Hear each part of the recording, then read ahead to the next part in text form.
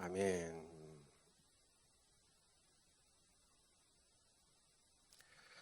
예, 출애굽기 지금 강해를 하고 있는데요. 출애굽기 강해는 장별로 주제를 하나씩 정해서 그렇게 보는데요. 출애굽기 2장의 주제는 하나님의 돌보심입니다. 그래서 오늘은 그 하나님의 돌보심이 언제부터 언제까지 그 하나님이 돌보시는 건가, 그것에 대해서 말씀을 좀 나누려고 합니다. 하나님이 돌보신다라고 할 때 어떤 이미지가 생각이 나실지 궁금합니다. 하나님이 나를 돌보신다, 하나님이 이렇게 안아주시는 거, 혹은 하나님이 나를 업어주시는 거, 어떤 이미지라도 오늘 이 출애굽기 2장에 보니까요, 하나님이 우리를 이렇게 돌보신다는 거예요. 하나님이 돌보시는 4가지 동사가 있습니다. 자, 24절, 25절 한번 읽어보겠습니다. 시작.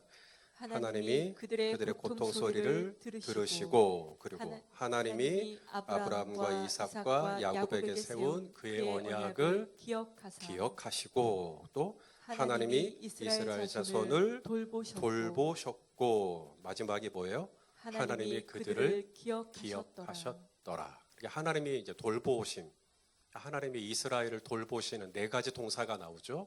들으시고, 그 다음 기억하시고, 그 다음 돌보시고, 그 다음 기억하시고. 비슷비슷한 거 아닌가? 예, 조금 다릅니다. 먼저 들으시고 라고 했죠. 하나님이 들으셨다. 영어로도 hear 듣는 거죠. 근데 hear보다도 listen이라는 단어가 있어요. listen, 똑같이 듣는다라는 건데, 히브리어로 여기서 듣는다라고 할 것은 listen입니다. listen. 이것은 hear는 그냥 청각이 있으면 다 듣는 게 hear고요. listen은 집중해서 듣는 겁니다. 그래서 하나님이 돌보신다고 할 때 그 돌보심의 의미가 뭐냐면 집중해서 듣는 거예요. 이스라엘을 집중해서 이렇게 하나님이 들어주시는 거죠. 무슨 어떤 어려움이 있는가, 또 뭐라고 또 힘들어하는지 이렇게 들어주는 것이죠. 저도 오늘 전화 상담을 좀 했는데 1시간이 넘도록 들어줬어요. 계속 들어주는 거죠. 케어해 주는 겁니다. 돌봐주는 거죠. 그 다음 2번째가 기억입니다. 기억해 주는 거. 뭘 기억하나 봤더니 아브라함과 이삭과 야곱에게 세웠던 약속, 언약, 약속을 기억해 주셨다. 하나님이 돌봐주시는 거. 아브라함과 이삭과 야곱에게 주신 언약이 뭘까요? 2가지입니다. 첫째는 내가 너의 후손, 너와 너의 후손에게 내가 너희들의 하나님이 되어 주실 것과, 그 다음에 내가 지금 너희에게 준 이 땅, 이 가나안 땅을 내가 네 후손에게 주겠다. 자, 창세기 17장 7절 8절입니다. 2가지가 보이시는지 한번 보시죠. 시작. 내가 내 언약을 나와 너 및 내 대대 후손 사이에 세워서 영원한 언약을 삼고 너와 내 후손의 하나님이 되리라. 내가 너와 내 후손에게 내가 거류하는 이 땅 곧 가나안 온 땅을 주어 영원한 기업이 되게 하고 나는 그들의 하나님이 되리라. 우리 하나님이 우리 정세중 집사님에게 줄 수 있는 최고의 약속이 있다면 내가 너의 자녀들 3남매의 하나님이 되어주겠다. 어떻게 생각하세요? 마음에 들어요? 네, 그럼 오늘 저녁에 통닭 쏘시고. 최고의 언약이죠. 제 아들 시몬이, 제 딸 시화에 내가 너희 자녀들의 하나님이 되어줄게. 우리 시원이의 하나님이 되어줄게. 엄청난 약속이죠. 그리고 그냥 하나님이 되어줄 뿐만 아니라 땅도 주겠다는 거죠. 살 수 있도록 도와주겠다. 내 자녀에게, 내 후손 대대로. 이 언약을 기억하시고 이제 돌보시는 거죠. 그래서 돌보시는 거예요. 그냥 돌보시는 게 아니라 아브라함하고 이삭하고 야곱에게 하셨던 약속이 있어요. 하나님이. 그 약속 때문에 이제 하나님께서 이제 이스라엘을 돌보시는 겁니다. 그다음 3번째 동사가 뭐냐면 돌보셨고라는 단어거든요. 돌보셨고, 이게 라아라고 하는 단어인데 이게 눈입니다. 우리 신체, 눈. 돌보셨다라는 말은 무슨 말이겠어요? 눈으로 주목하시는 것이죠. 그렇죠? 이게 하나님의 돌보심의 이미지입니다. 하나님이 이스라엘을 돌보신다, 우리를 돌보신다 할 때 돌보신다가 뭘 어떻게 돌보신다라는 거지? 예. 첫째, 들으시고. 둘째, 기억하시사 그 약속을 신실하게 이행해 주시고. 성경에 얼마나 많은 약속이 있어요. 그죠?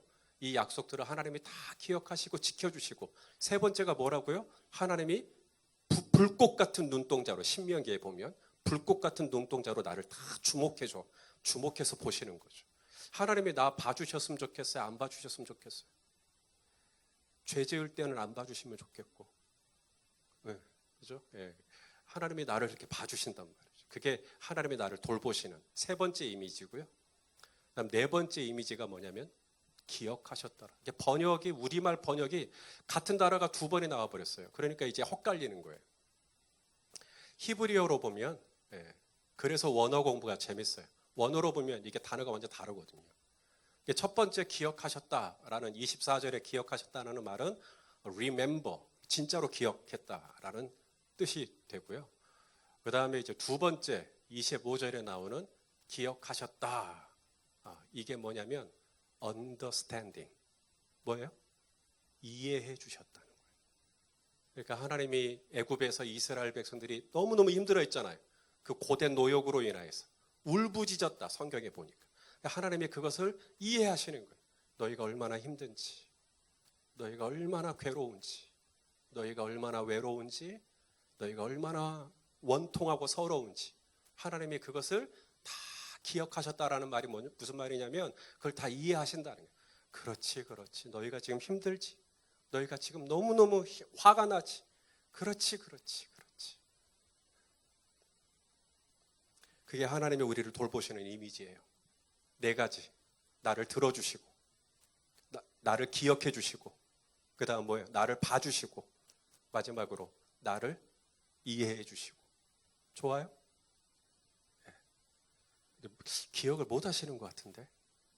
다시 하나님이 나를 들어주시고, 나를 기억해 주시고, 나를 주목해 주시고, 나를 이해해 주시고.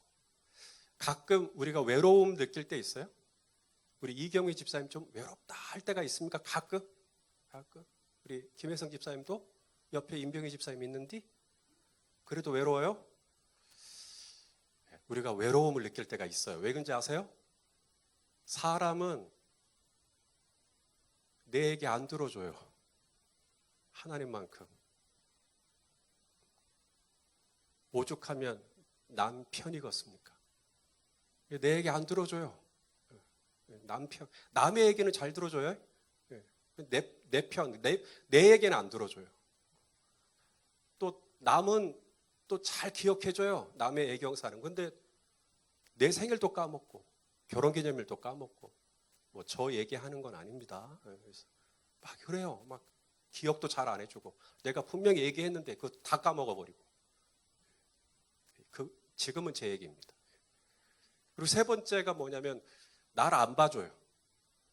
사람은 지금은 날 봐주는 것 같지만 또 어느 순간에는 안 봐줘요. 우리 애들한테 막 뭔 얘기 하잖아요. 그럼 애들은 저 안 보고 휴대폰만 봐요. 확 눈가를 그냥. 사람은 나를 안 봐줘요. 나 좀 봐줬으면 좋겠는데. 그리고 마지막이 뭐예요? 나를 이해 못 해줘요. 내가 막 화를 내면 막 저쪽에서도 화를 내요. 근데 내가 지금 화를 내는 이유를 저쪽에서 이해해주면 좀 좋겠는데 막 그러니 외로운 겁니다. 하나님처럼 나를 이렇게 들어주는 사람도 없고 하나님처럼 나를 기억해 주시는 분도 없고 하나님처럼 나를 봐주는 사람도 없고 하나님처럼 나를 이해해 주는 사람도 없어요. 그래서 우리는 이 땅에 사는 동안 이 외로움을 벗어날 수가 없는 겁니다. 오직 하나님 안에 있을 때에만 그 외로움이 채워져요. 하나님이 나를 들어주시고 하나님이 나를 봐주시고 하나님이 나를 기억해 주시고 하나님이 우리 임 목사님한테 그래요. 임 목사야 내가 안다. 네가 왜 그러는지. 그러면 이 외로움이 풀려요. 이제 하나님 때문에. 자, 하나님이 이렇게 날 돌봐주신다는 거예요. 다시 기억해 보겠습니다. 네 가지 동사. 하나님이 나를 돌보신다라는 게 뭐라고요? 첫째, 나를 들어주시고, 내 얘기 다 들어주세요. 그 다음, 나를 기억해 주시고, 세 번째는요, 나를 주목해 주시고, 네 번째는요, 나를 이해해 주시고. 아멘. 자, 언제까지 하나님이 나를 이렇게 돌봐주실까요? 자, 질문을 바꿔서 하나님은 언제부터 나를 이렇게 돌봐주셨을까요? 자, 1번, 내가 예수 믿기 전부터 하나님은 나를 돌보셨다. 2번, 내가 예수 믿고 회심하고 하나님의 백성이 된 이후부터 하나님이 나를 돌봐주셨다. 1번, 2번. 1번, 2번, 1번. 예. 현장에 계신 분들은 다 1번이에요? 예. 온라인으로 하시는 분들은 좀 어떠실지 모르겠네. 자, 모세가요, 하나님을 언제 만났죠? 모세가 하나님을 인격적으로 만난 건 출애굽기 3장입니다. 살아계신 하나님. 그 하나님을 처음 인격적으로 경험한 건 3장. 그래서 출애굽기 3장을 소명장이라 그래요. 그런데 모세가 하나님을 만난 건 3장인데 출애굽기 1장부터 모세가 태어날 때 얼마나 위태로웠어요. 그죠? 나일강에 던져지고 막 갈대 상자에 띄워지고 이대로 죽을 수도 있는 거예요. 그런데 모세가 살죠. 바로의 공주가 목욕하러 나왔다가 갈대 상자를 발견하고 분명히 히브리 아이의 남자아이라는 걸 아는데도 살려주는 기적입니다. 기적. 그러면서 또 그 엄마를 유모로 삼고 또 엄마에게도 신앙적인 훈련을 받을 수 있도록 또 그렇게 배려가 되고 그러니까 모세가 아직 하나님을 인격적으로 실제적으로 만나지 않았지만 하나님은 분명 그 이전부터 모세를 돌보시고 계셨죠? 내가 예수 믿기 전부터 하나님은 나를 들으시고 나를 보시고 나를 이해하시고 아브라함과 이삭과 야곱에게 하신 약속을 하나님은 다 기억하시고 나를 이렇게 케어해 주시는 하나님.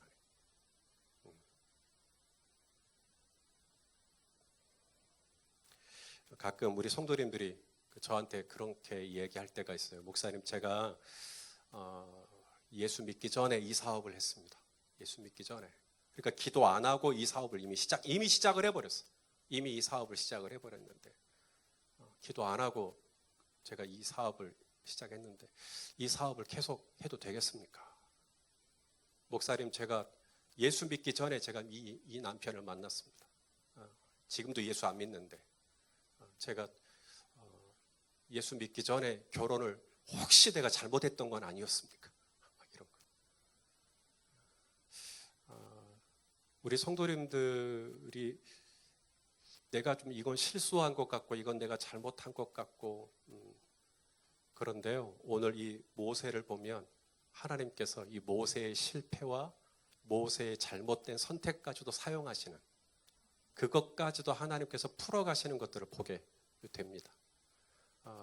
모세는 물에서 건짐을 받은 사람이에요. 그래서 모세의 이름이 모세가 된 거거든요. 우리 모세의 이름의 뜻을 좀 보죠. 출애굽기 2장 10절 읽어보겠습니다. 시작. 그 아기가 자라매 바로의 딸에게로 데려가니 그가 그의 아들이 되니라. 그가 그의 이름을 모세라 하여 이르되 이는 내가 그를 물에서 건져내었습니다 하였더라. 자, 하나님께서 왜 모세를 물에서 건져내셨을까요? 앞으로 모세가 해야 할 일이 뭐예요? 애굽의 바로의 통치하에 있는 이 불쌍한 이스라엘 백성들을 애굽에서 건져내는 일을 모세가 해야죠. 그래서 모세로 하여금 물에서 건짐 받게 하신 겁니다. 건짐을 받은 은총을 입은 까닭은 내가 건져야 할 누군가가 있기 때문이라는 거예요. 오늘 저와 여러분이 구원을 받았어요. 저 지옥에 있을 수밖에 없었던 저와 여러분을 구원해 주신 이유가 뭐냐면 우리가 구원해야 할 누군가가 있기 때문이에요. 그래서 모세를 끄집어내시고 모세를 물에서 건져내시고 모세를 물에서 살려내신 것이죠. 모세도 그거 알았어요. 내가 건짐을 받은 이유, 내가 건집을 받은 구원을 받은 이유는 내가 이 학대받는 내 백성을 구원하라고 나를 구원해 주신 거구나. 그래서 모세가 뛰쳐나갔어요. 그리고 학대받는 그의 동족을 살리겠다고 애굽 사람을 쳐 죽여버렸어요. 실패한 거죠.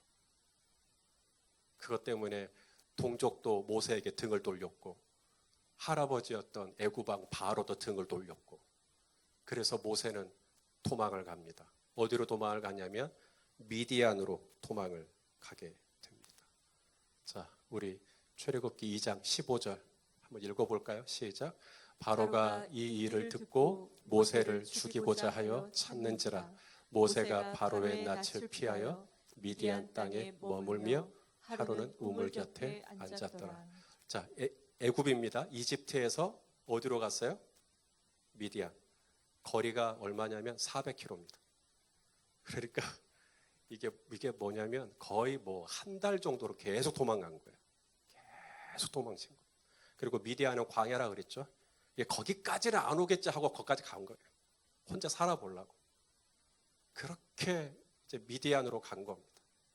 이제 거기 가서 이제 지치니까 우물 곁에 앉아서 목이라도 축이려고 그렇게 앉아 있는데 누구를 만나냐면 이제 장인이 될 르우엘이라고도 하고, 또 오늘 본문에서는 르우엘이라고 했고요. 또 출애굽기 3장에서는 1절에 이드로라고도 하고. 그래서 르우엘이냐 이드로냐 뭐 여기에 대해서는 뭐 이견이 뭐 여러 말들이 많습니다만은 르우엘이라고도 하고 이드로라고 하는 이제 모세의 장인의 딸들, 앞으로 장인이 되실 분들의 딸들을 이 광야 우물에서 만나게 돼요. 이 딸들이 이제 아버지의 양떼를 끌고 우물에 이제 물을 먹이려고 양들에게 왔는데, 이제 다른 목자들이 남자들이죠. 이분들이 순서가 분명히 나중에 왔는데 그 여자분들이 이제 양떼에게 물을 먹이는 모습을 보고 이제 행패를 부린 겁니다. 나와, 우리가 먼저 먹을 거야, 이런 식으로.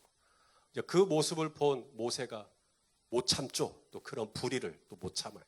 그래서 모세가 이제 이 딸들을 구원해 주는 거죠. 그 행패를 부리는 목자들로부터 구원을 해주고, 그리고 다 양떼에 물 먹을 수 있도록 도와주고. 그리고 난 다음에 이제 딸들이 돌아가니까 이제 딸들이 이제 자초지종을 얘기를 하는데, 야, 그러면 왜 그 사람을 데려오지 않았느냐라고 했을 때 이 딸들 중에 누군가가 이런 표현을 씁니다.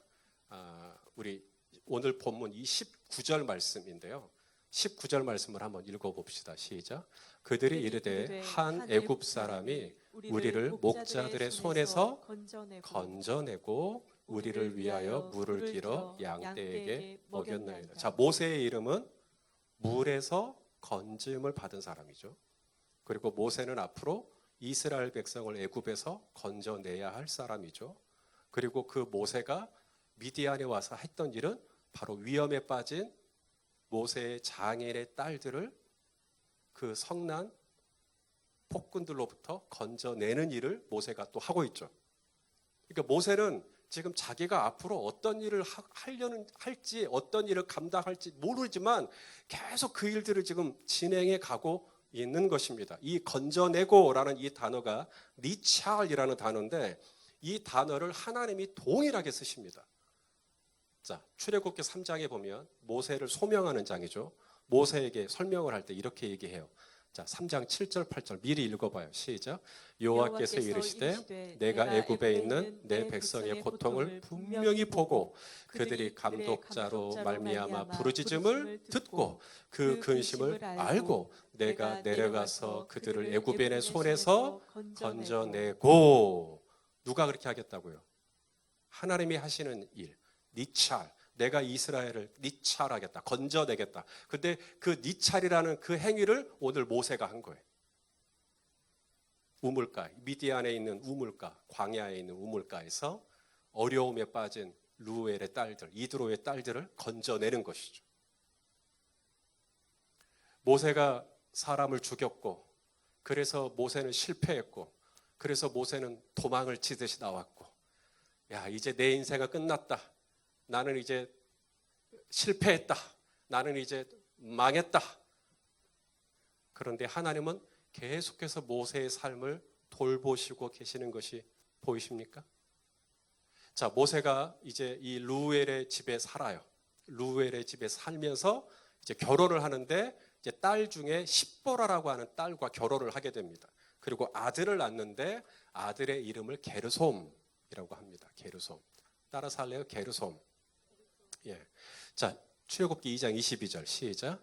그가 아들을 낳음에 모세가 그의 이름을 게르솜이라 하여 이르되 내가 타국에서 나그네가 되었음이라 하였더라. 자, 첫째 아들입니다. 모세가 이제 미디안에서 낳은 첫째 아들의 이름을 뭐라고 지었다고요? 게르솜. 게르솜의 뜻이 뭐예요? 내가 타국에서 나그네가 되었다라는 뜻인데, 이게 원어로 보면 게르솜이 가라쉬라고 하는 동사에서 나왔거든요. 이 가라쉬라고 하는 동사가 제가 위에 영어로 잠깐 써놨지만 추방하다, 쫓아내다 이런 뜻이에요. 그러니까 나는 애굽에서 쫓겨난 사람이다. 나는 애굽에서 도망친 사람이다 라는 그 뜻을 게르솜이라고 하는 이름 안에 집어넣은 거예요.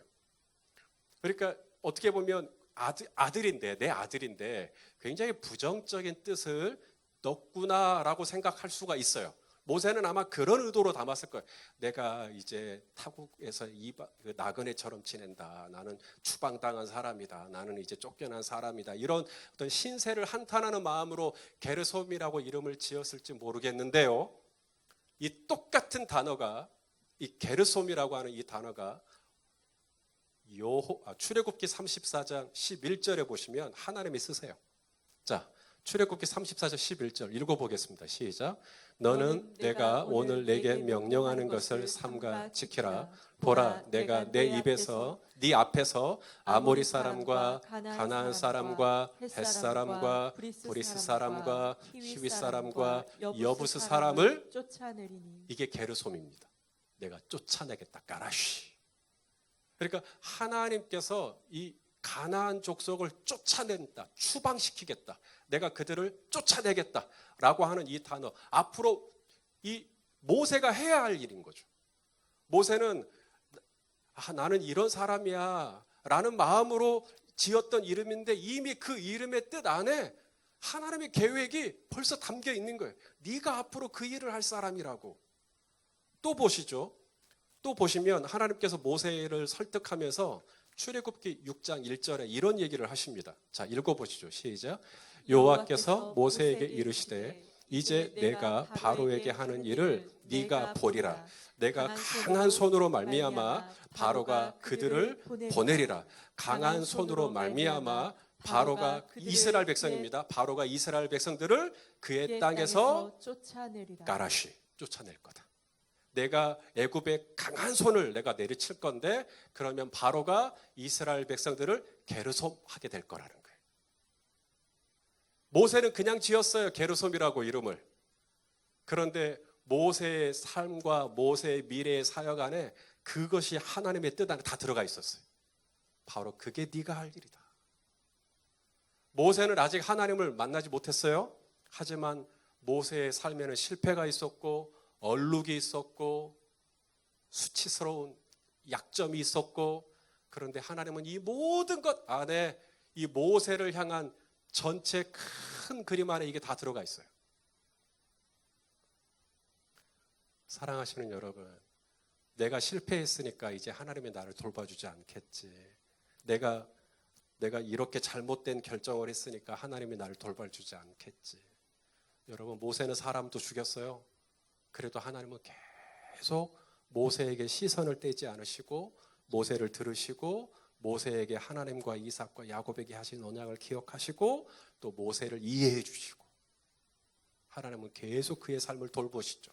물에 빠지면 건져주시고 미디안 광야로 도망을 치면 또 거기서 또 루엘과 그의 딸들을 통해서 또 건져주시고 계속 그의 삶을 돌보시고 먹을 것과 입을 것과 쉴 곳을 마련해 주시고, 하나님은 계속 그렇게 돌보시죠. 사랑하시는 여러분, 언제까지 하나님이 나를 돌봐주실 거냐? 이 코로나 속에서 언제까지 나를 돌봐주실 거냐? 내가 이렇게 잘못하고 내가 이렇게 실수하고 내가 이렇게 망가졌는데도 하나님이 과연 나를 돌보실 거냐? 예, 하나님은 죽을 때까지 끝까지 저와 여러분을 돌봐주실 줄로 믿습니다. 이게 출애굽기 2장의 메시지예요. 하나님은 끝까지 나를 돌봐주세요. 모세는 실수라고 생각했을 거예요. 게르솜. 그런데 그 안에 모세의 앞으로 할 하나님의 계획이 담겨 있고, 내가 왜 이름이 모세인가? 내가 왜 건진받았다는 뜻인가? 봤더니 그게 바로 내가 앞으로 할 일이었고, 하나님은 이미 나를 위하여 좋은 계획을 가지고 나의 걸음걸음을 인도하고 계신 것이죠. 자, 이제 질문할게요. 다시 한번. 하나님은 언제부터 나를 돌보실까요? 1번, 내가 예수 믿기 전부터 나를 돌보신다. 2번, 내가 예수 믿고 난 후부터 나를 돌보신다.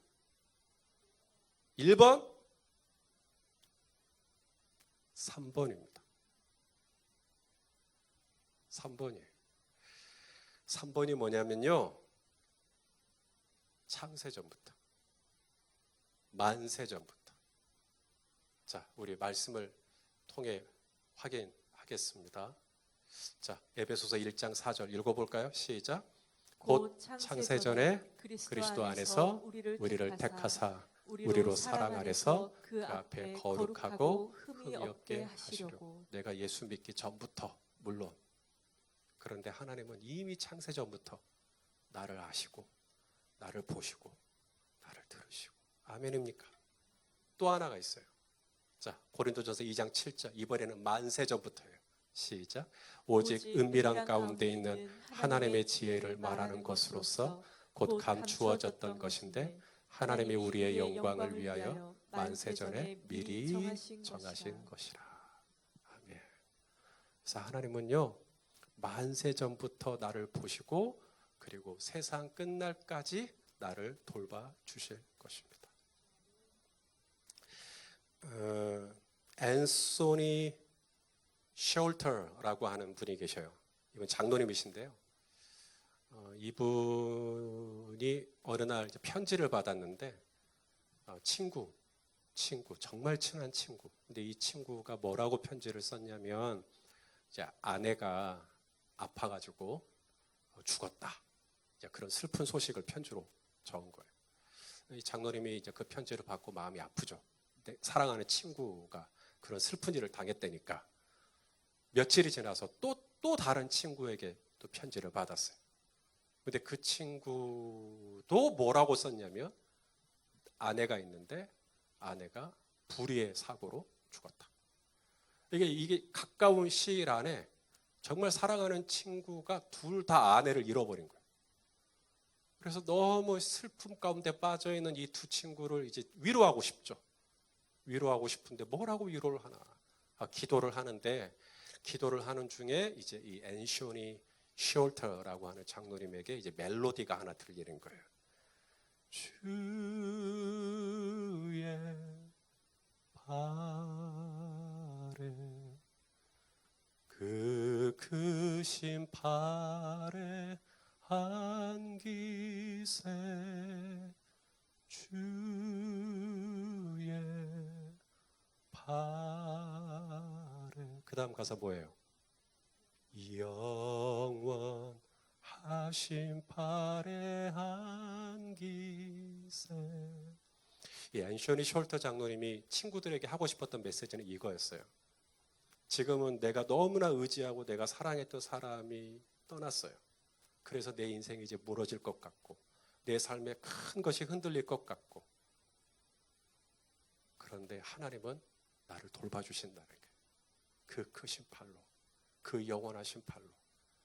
나는 이제 실패할 것 같고, 나는 이제 망할 것 같고, 나는 이제 안 될 것 같고, 아니요, 모세가 400km를 벗어나 미디안 광야로 가도 하나님은 바다 끝에서도 모세를 돌봐주셔요.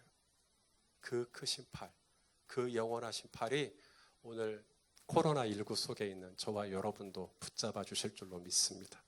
우리 성도님들을 다 보고 계시고 듣고 계시고 기억하고 계시고 이해해 주시는 우리 하나님의 돌보심을 의지하여 남은 3일 하나님의 은혜 안에 평안하시기를 예수님의 이름으로 축원합니다.